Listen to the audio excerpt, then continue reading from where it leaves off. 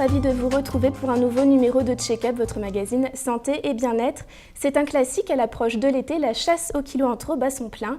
Pourtant, certaines méthodes sont dangereuses pour la santé. Avec nous sur le plateau, le docteur Sylvie Thianot, bonjour. Bonjour. Vous êtes médecin généraliste de formation, mais vous exercez aujourd'hui dans un cabinet de médecine esthétique. Vous nous expliquerez tout à l'heure de quoi il s'agit, mais avant, regardons ensemble le sommaire. L'UFR des sciences de l'Université de Versailles-Saint-Quentin va bénéficier d'une dotation supplémentaire grâce au Conseil général. 9,5 millions d'euros, dont 4 millions, réservés pour la Faculté des sciences de la santé, qui ouvrira dès la rentrée prochaine sur Montigny. Afin de réduire les dépenses de santé, la Caisse primaire d'assurance maladie des Yvelines mise sur la prévention, un espace santé actif visant à répondre aux questions de santé au quotidien, a ouvert récemment à Poissy. Je vous le disais, à l'approche de l'été, nombreuses sont les personnes à rechercher un régime rapide et efficace. Avez-vous noté une augmentation des consultations au sein de votre cabinet allant dans ce sens ? Alors, c'est sûr qu'il existe une saisonnalité. Il y a quand même une recrudescence des demandes qui se l'échelonnent entre le mois de mars et le mois de juin. Mais en ce qui me concerne, ce n'est pas la majorité des cas. J'ai quand même une majorité de personnes qui sont dans une démarche de recherche de perte de poids pour leur santé ou parce qu'elles sont mal dans leur peau, mais pas spécifiquement le petit régime objectif maillot de bain. Alors aller vite rime souvent avec restriction, on le sait. Êtes-vous en accord avec cette méthode et est-ce qu'il est grave, par exemple, de sauter un repas ? Alors sur le plan des restrictions, effectivement, il faut savoir que de toute façon, il n'y a pas de secret. Pour perdre du poids, il faut soit diminuer le nombre de calories que l'on ingurgite par rapport à ce que l'on consomme habituellement, soit en dépenser plus, et en général, c'est donc l'activité physique. Donc, le problème est de savoir comment on va diminuer ces calories et donc comment on va personnaliser ce régime. Néanmoins, il faut savoir que dans ces cas-là, et c'est l'idéal, c'est de perdre progressivement du poids, la majorité des personnes souhaitent aller un petit peu plus vite en besogne. Et là, toute la difficulté est là, parce qu'en fait, soit on leur dit non, c'est pas bon pour la santé de maigrir trop vite, et dans ces cas-là, on risque de les perdre dans la nature. Et au final, le risque, c'est qu'elles fassent n'importe quoi sur la base d'Internet, de certains magazines ou de certaines publicités. Donc, on est de temps en temps quand même obligé, entre guillemets, de répondre à leurs demandes et de les aider à perdre du poids un petit peu rapidement. Alors justement, vous parliez des magazines. La plupart d'entre eux proposent avant l'été un certain nombre de régimes minceurs miraculeux. Mais l'on sait aujourd'hui que certains causent des carences et des déséquilibres alimentaires. Est-ce que vous pouvez nous parler un petit peu de ces déséquilibres ? Alors, il faut savoir que les régimes qui entraînent le plus de déséquilibre et de carences sont les régimes qui entraînent l'éviction totale d'une ou plusieurs catégories d'aliments. Sachant qu'aujourd'hui, on dispose quand même de possibilités de complémenter les régimes donc en micronutriments, justement, pour éviter ces carences. Et puis surtout, il faut savoir les rechercher. Donc ça, c'est aussi ce qu'on va faire dans le cadre d'une consultation médicale par opposition à ce qui va être fait lorsqu'on suit un régime dans un magazine. Et puis, il faut aussi rechercher les problèmes de santé, tout simplement, associés aux problèmes de poids. Alors on va parler d'un tout autre sujet. L'UFR de sciences de l'Université de Versailles-Saint-Quentin va bénéficier d'une dotation supplémentaire de 9,5 millions d'euros grâce au Conseil général. On regarde. Ces machines valent des millions d'euros, elles pèsent chacune 1 tonne, reposent sur des dalles anti-vibration d'une 60aine de centimètres et pour enfoncer le clou scientifique, ce sont des exemplaires uniques qui permettent d'étudier le cœur de la matière. Autrement dit, elles font rêver plus d'un chercheur et c'est à l'UFR des sciences de l'Université de Versailles-Saint-Quentin qu'elles se trouvent. Et si elles sont installées ici, c'est que leur achat a été entièrement financé par un partenaire public plus connu pour entretenir les collèges, le Conseil général. Ça a été financé par le Conseil général et ça a permis de développer tout un axe de recherche qui n'aurait pas pu être développé notamment et qui fait que, je dirais, au niveau national et international, notamment, ces compétences sont des compétences reconnues à Versailles. C'est plusieurs millions pour avoir ce type d'équipement. Tous les centres de recherche voudraient avoir des équipements similaires dans toutes les disciplines. Donc en effet, si à un moment donné on veut développer une activité dans un territoire, je pense qu'il est un peu légitime de demander aussi à ce territoire d'aider ces activités à se monter. Si on peut le dire, il y a un certain désengagement de l'État ces dernières années. Au profit, ils ont passé les contributions, si je puis dire, aux collectivités territoriales. Le Conseil général des Yvelines a en effet injecté 9,5 millions d'euros pour l'UFR des sciences. C'est un beau cadeau, d'autant plus que l'enseignement supérieur n'est pas une prérogative du département, mais l'institution y voit bien sûr un intérêt d'attraction de son territoire. Il est important que nous ayons des campus de grande qualité. Et puis bien entendu, à terme, c'est des créations d'emplois. Vous l'avez bien compris, parce que les entreprises aiment à s'installer près de centres de recherche. Parmi l'enveloppe apportée par le Conseil général, 4 millions sont réservés pour le nouveau bâtiment des sciences de la santé qui devrait ouvrir à Montigny à la rentrée 2012. Le bâtiment sera livré brut le 29 juin avant d'entamer l'aménagement intérieur. La commission de sécurité passera fin juillet pour un accueil des étudiants de première année de médecine en septembre.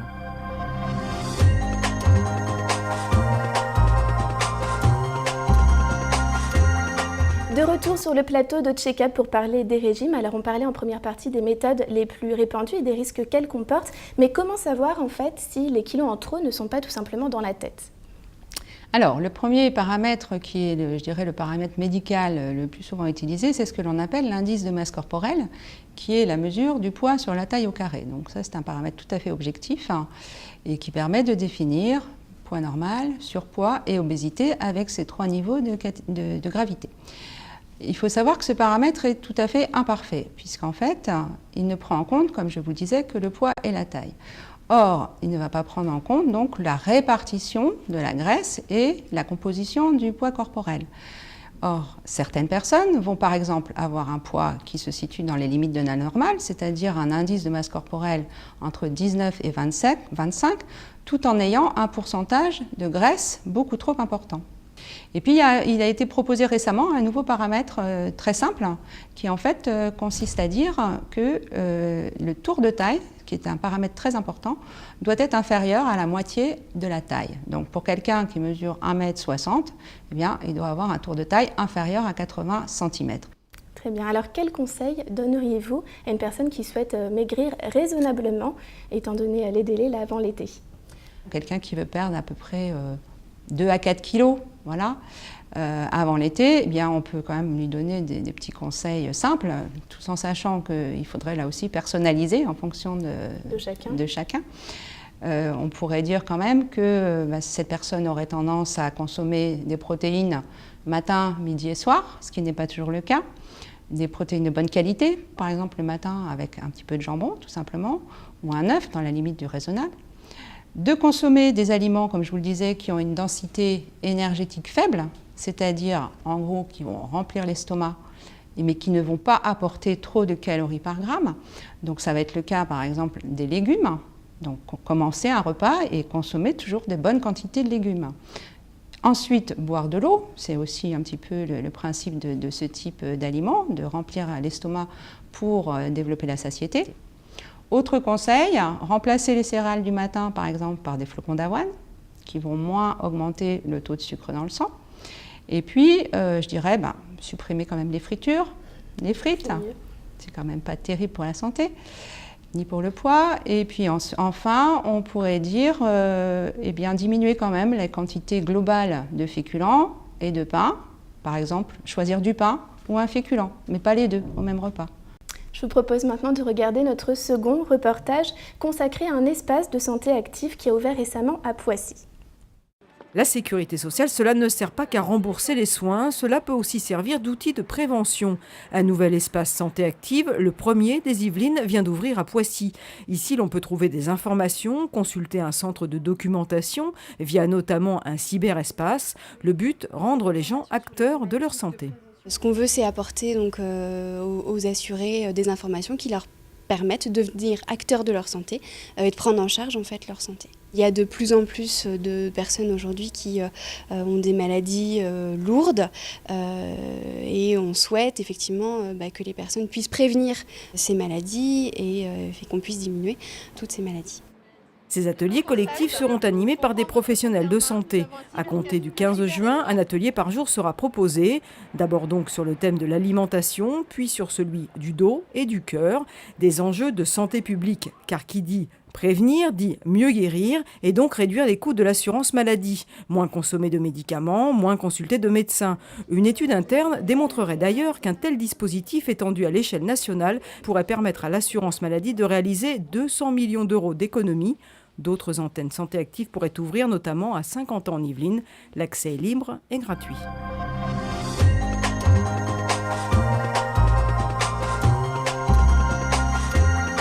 Pour en revenir à notre thème principal, les régimes, alors vous nous parliez tout à l'heure des conseils que vous apportez à vos patients en consultation. Qu'en est-il de l'approche comportementale ? Alors effectivement, il faut savoir que perdre du poids, ce n'est pas uniquement une question d'assiette, mais il y a également la tête. Et ça, la plupart des personnes qui ont justement subi ce qu'on appelle l'effet yo-yo le savent bien. Ce n'est pas par hasard, en dehors de l'aspect alimentaire, qu'elles reprennent du poids. On constate que lors d'un régime, il y a souvent des blocages. La personne perd 7, 8 kilos et puis tout d'un coup, elle ne perd plus. Indépendamment des blocages liés à des résistances à des facteurs de poids, il y a souvent des problèmes psychocomportementaux qui peuvent intervenir et il est très important de pouvoir agir sur ces problèmes psychocomportementaux sans parler de prise en charge psychologique, de psychothérapie, etc. Mais simplement des petits conseils de thérapie comportementale peuvent aider parce que certaines personnes vont tout d'un coup céder à leurs émotions, qu'il s'agisse de la colère dans le cadre du travail ou autre, alors que jusqu'à maintenant elles résistaient, et se précipiter du coup sur des aliments qui ne sont pas forcément bons pour leur ligne. Avant de se quitter, un mot peut-être sur les aliments coupe-faim et la cuisine allégée. Est-ce une bonne alternative ? Alors, comme je vous l'ai expliqué, les aliments coupe-faim peuvent tout à fait rentrer dans cette définition que j'ai donnée d'aliments à faible densité énergétique. Après, comme je vous l'ai dit, je préfère quand même pouvoir assurer un apport calorique minimal, s'il ne s'agit pas non plus de crever de faim. Il n'y a rien de pire qu'un régime dans lequel on a faim, parce que du coup, on va manger n'importe quoi. Et donc, ces aliments de coupe-faim sont pour moi une aide, mais c'est vraiment accessoire. Et les aliments allégés peuvent aussi rentrer dans ce contexte-là. Diminution des apports en glucides rapides surtout, qui sont absorbés rapidement, et diminution des apports en graisse. Mais ce n'est pas le principal. C'est ainsi que s'achève cette émission. Merci à vous, Dr Sylvie Thianot, d'avoir accepté notre invitation. Quant à nous, on se retrouve début juillet pour un nouveau numéro de Check-up.